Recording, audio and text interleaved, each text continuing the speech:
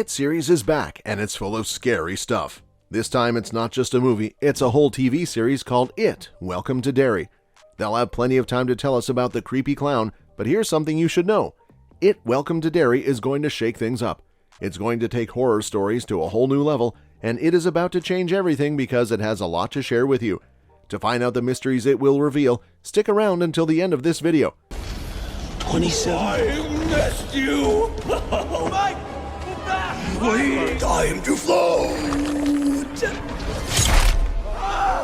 So back in February, HBO Max said yes to a new show called Welcome to Derry.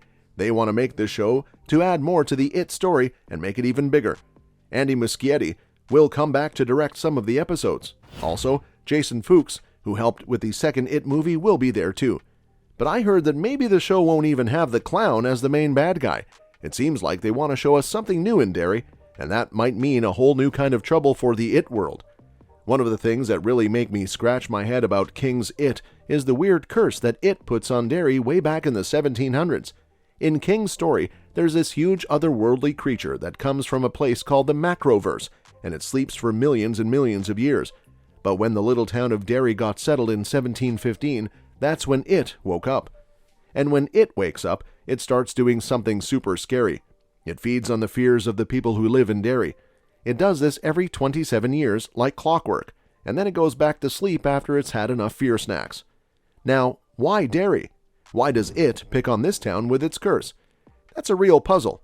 Welcome to Derry could try to figure that out, especially because Muschietti's movies don't really explain it much except for a quick mention.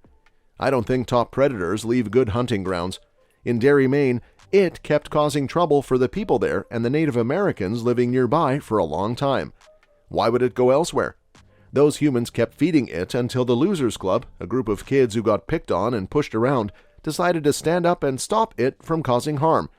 In Andy Muschietti's It movies, they take a big stand against evil, but I think there might have been others before them who helped without even knowing it. As far as we know, Welcome to Derry is set in the 60s, 2 generations before it stopped causing trouble. We'll probably see how other people try to stop It from being a menace, and we might uncover some new secrets about Derry. I still remember when Mike Hanlon told us about how the Losers Club faced off against It in 1989. But you know what's interesting? It's possible that other groups of heroes from different times had their own battles with It, causing ripples just like we did, and maybe even loosening the lid that the 2016 gang eventually opened. The Welcome to Derry team will have to get pretty creative if they want to keep things exciting. The writers will need to weave a story that adds something important to the existing It tale while keeping us on the edge of our seats throughout. At first glance, this movie seems to be about the same thing we all experience: survival. You know, just trying to stay alive. And, well, to stay alive, this creature's gotta eat. When they stop being scared, It loses its mojo. But it's not just about eating, it's about causing trouble and making people hate each other. It stirs up drama in town. But this creature didn't travel through different worlds just for a little snack. It's got more refined tastes, like a food critic of fear. The scarier and more creative the fear, the better it tastes. That's why It goes after kids. They're easy to freak out, and it's not too hard to figure out what scares them. So the big question is, why does It go around killing people? If it feeds on fear, why not just scare people in Derry all day long? Does It really need to munch on human flesh to survive, or is the violence just adding some extra spice to its psychological feast? One thing to add, it didn't just land on Earth gently. It came crashing down like a ball of fire from space. We all saw that part. But what's really puzzling is where this thing actually came from. In those books by Stephen King, they call it different names like Glamour, Manitou, Talus, Alak, or Loup-Garou. But the Welcome to Derry makers haven't spilled the beans yet on whether they'll stick to the monster story from the books, or if they're cooking up something brand new for us. One thing we do know is that Earth isn't the first pit stop for this cosmic visitor. According to Mike Hanlon in It Chapter 2, this menacing being has been around for billions of years. Now that's mind-boggling.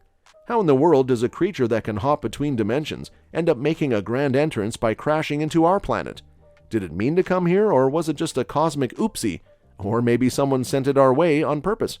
I'm hoping Welcome to Derry will give us some juicy details about where this thing really comes from, but not so much that it takes away all the mystery from Pennywise. I think it's just a strange creature. Mike Hanlon says It can change its shape and follow the rules of whatever body it's in. The kids in It Chapter 2 use this info to fight and kill it. During that scene, we see what it really looks like, which is like 3 glowing balls.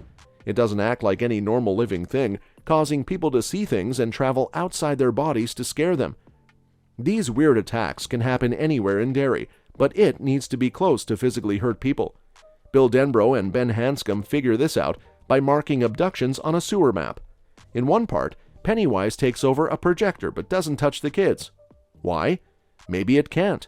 I want Welcome to Derry to explain how it moves, changes, tricks, feeds, and does other stuff. One cool thing about TV is it can tell a long story. It can show places, events, and people in more detail. The prequel can fix what the movies missed by showing more of Pennywise's different forms. And stuff from Stephen King's book that was rushed in the movies can get more attention in a TV show. I think Pennywise is like an illusion, a fake face it uses to get into people's heads. We want to know why it chose to look like a clown. It can get into people's minds, so maybe it realized clowns scare people. But why this exact clown face? In It Chapter 2, Beverly Marsh goes back to her childhood home and meets a woman who talks about her father, who was a clown. Then she sees Skarsgård without makeup, getting ready as Pennywise. In the books, Pennywise calls itself Bob Gray, who might be one of its victims. We hope Welcome to Derry tells us more about its past, maybe with flashbacks or stuff the characters uncover. It decides to look like Pennywise, with red balloons to lure people. It used to be a black bird. But why? It did its research, checking what scares people. So when it becomes a black bird to Bill Denbrough, it's because birds like that are bad omens in many cultures. In the book, Mike Hanlon's dad saw a bird at the Black Spot, where a fire killed people in the 60s. But I want Welcome to Derry to give more reasons for the shapes it chooses. People in Derry keep dying and disappearing, but they don't leave. Maybe it has a spell on them. In It Chapter 2, Bill shows the others a missing child poster hidden under another poster. It's like the girl underneath has been forgotten. Maybe people stay because good and evil need each other. The good people are supposed to fight, and that's why they exist. Welcome to Derry can introduce new Derry people ready to fight. Derry is one of Stephen King's spooky towns. We're not sure if the Dark Tower series will be in it either. If it is, that could bring in other King characters, but it should be used wisely. Furthermore, did the government know about the killings in Derry? They must have. What happened to them? Did they get under its spell or become its agents? Welcome to Derry can show how the authorities dealt with the crisis. Pennywise itself is the big star, but we need good main characters too. Welcome to Derry can explore its backstory to make us understand it better, but viewers will still need to like the new characters. The show can make us care about them and terrify us in new ways. If you're as excited as I am, hit that subscribe button and turn on notifications so you're the first to know when we dive into the chilling world of Derry. Don't forget to give us a thumbs up if you're ready for the scares of a lifetime. Stay tuned for more updates and exclusive content. Until next time.